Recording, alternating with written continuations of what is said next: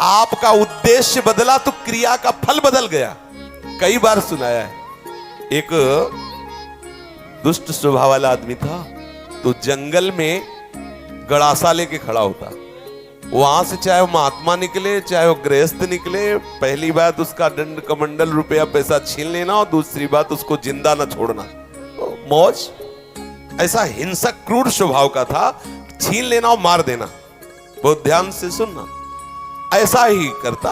अब एक महात्मा जो बड़े भजनानंदी तपस्वी त्यागी थे, तो ऐसे संतों के दर्शन मात्र से पाप नष्ट होते हैं। संत दरस जिम पातक टरे, बड़े भाग पाइप सत्संगा, बिनय प्रयास होई भव भंगा।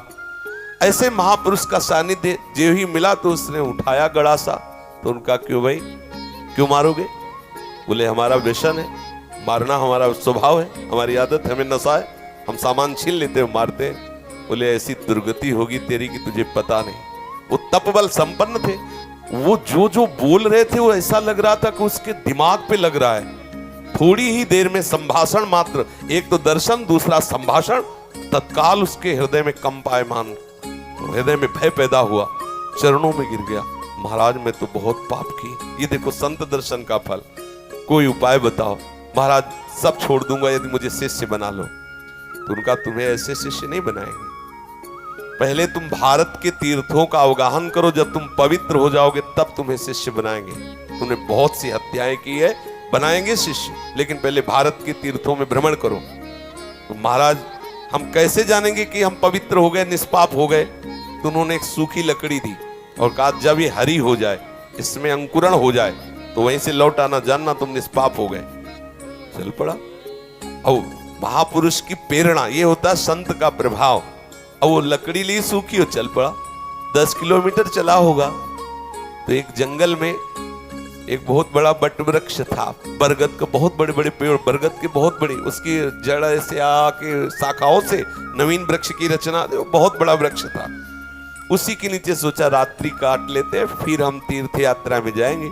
उसी के नीचे तो 4 बदमाश ऊपर चढ़े हुए थे, चोर, और वो समीप वाले गांव में चारों तरफ से आग लगाने का प्लान बना रहे थे कि तुम दक्षिण की तरफ से आग लगाना, तुम उत्तर की तरफ से आग लगाना, और फिर जो निकलेगा उनको मारेंगे, ऐसा ऐसा। उसने सोचा इतने पाप किए, हम तीर्थ यात्रा तो जा ही रहे, इन 4 को और मार देते हैं, क्योंकि ये 4 मरेंगे तो पूरा गांव बच जाएगा। अगर तीर्थ ही जा रहे हैं तो जब 50-100 वो मारे तो 2-4 इनमें क्या जाता है। उन्होंने आवाज लगाई, ये सुनो तुम्हारा प्लान ठीक नहीं है।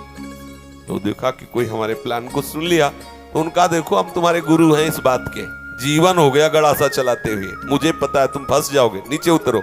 अब एक साथ थोड़ी उतरेंगे, एक एक उतर। बड़ा वृक्ष था तो जड़ की आड़ में उसको पता था, मारने का अभ्यास था, बिना अस्त्र शस्त्र के हाथ ही से मार दिया, 4 को मार दिया।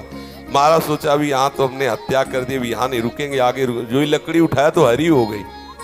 गुरुजी लोग कहा था लकड़ी हरी हो जाए तो वापस आ जाना तीर्थ यात्रा। अभी तो कोई गंगा नहाया नहीं, जमुना नहीं नहाया, तीर्थ यात्रा नहीं की, और लकड़ी हरी हो गई, पर गुरु ने कहा था हरी हो जाए तो वापस आ जाना। वापस चला गया। जो ही पहुंचा, कहा गुरुजी दंडवत। बोले तीर्थ यात्रा के लिए भेजा था, वापस कैसे आए? बोले आपने कहा था जहां आपकी लकड़ी हरी हो जाए वहीं जान लेना, पवित्र हो गए। तो गुरुजी लकड़ी तो हरी हो गई। तो बोले किस तीर्थ में लाए? बोले ना आया नहीं, 4 को और मार दिया। बोले 4 को मार दिया तो और पाप बढ़ना चाहिए, कैसे क्या? तब उन्होंने बताया पूरे गांव की रक्षा करने के भाव से मैंने 4। तो बोले देखो बेटा, अभी तक अपने स्वार्थ के लिए मारते थे, उद्देश्य था आपको अपने स्वार्थ का, तो वो पाप हुआ। लेकिन पूरे नगर के गाय बैल जीव जंतु स्त्री पुरुष बच्चे सबकी रक्षा का उद्देश्य रख के 4 को मार दिया, तो वो महापुण्य हो गया। अब समझे, क्रिया वही है, उद्देश्य बदल गया तो फल बदल गया उसका। आप गृहस्थ में जो क्रियाएं कर रहे हैं वही क्रियाएं प्रभु के लिए करने लगे, उद्देश्य बना ले प्रभु की प्रसन्नता, बात बन गई। सर्वधर्मान परित्यज्य मामेकं शरणं व्रज अहम त्वां सर्व पापेभ्यो मोक्षयिष्यामि मा शुचा। तू चिंता मत कर कि धर्म त्याग का पाप लगेगा, मैं तुझे निष्पाप कर दूंगा, लेकिन तू मेरे चरणों का आश्रय ले ले। हर धर्मों की पूर्ति भगवत प्राप्ति से होती है, और प्रभु के चरणारविंद का आश्रय लेना परम धर्म है। जो धर्म कर्म प्रभु की प्राप्ति में बाधा पहुंचावे, तजिए ताहि कोटि वैरी सम, उसे करोड़ों दुश्मन के समान त्याग देना चाहिए। जैसे तजियो पिता प्रहलाद विभीषण बंधु भरत महतारी गुरु बलि तजो कंत ब्रज बनितन, बोले भेमुद मंगलकारी। इसलिए अपने जीवन का लक्ष्य प्रभु प्राप्ति बनाने वाले के लिए हर धर्म भगवत प्रसन्नता के लिए किया जाए, वही हो गया भगवत प्राप्ति का है। समझ रहे? ऐसे कितने महापुरुष देखे गए अपने कुल कर्म को करते हुए भगवत प्राप्त हो गए, क्योंकि वो प्रभु की प्रसन्नता के लिए किया। अभी क्या करते हैं हम, जो भी करते हैं अपने सुख के लिए करते हैं, अपनी राजी के लिए करते हैं, और भक्त प्रभु की राजी के लिए करता। क्रिया वही है, उद्देश्य बदल गया, उसका फल बदल गया। समझ गया?